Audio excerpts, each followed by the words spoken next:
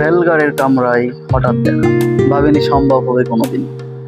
আগে ওকে বারবার দেখেছি লাল রঙের শাড়িতে, ডালিম ফুলের মতো রাঙা। আজ পড়েছে কালো রেশমের কাপড়, আঁচল তুলেছে মাথায়, দোলন চাপার মতো চিকন গৌর মুখখানি ঘিরে।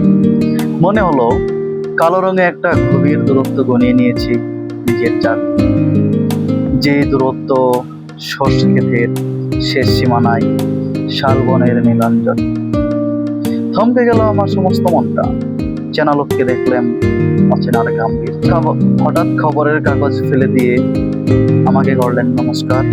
সমাজবাদীর পথ ধীরে ধরে আলাপ করলেন, কেমন আছো, কেমন চলছে সংসার। সে রইল জানলার দিকে বাইরে চেয়ে, যেন কাছের দিনের ছোঁয়াচে আওয়াজ পার হওয়া চাহনিতে।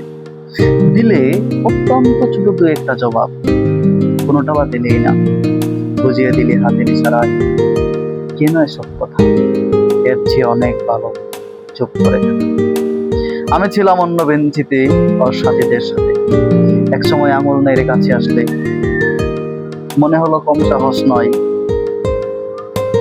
বসলুম ওর এক বেঞ্চিতে, গাড়ির আওয়াজের আড়ালে বললে মৃদু স্বরে, কিছু মনে করো না, সময় কথা সময় নষ্ট করবার। আমাকে নামতে হবে পরের স্টেশনে, দূরে যাবে তুমি, দেখা হবে না আর কোনোদিন। তাই যে প্রশ্নটার জবাব এতকাল তুমি আছে, শুনবো তোমার মুখে। সত্য করে বলবে তো? আমি বললাম বলবো।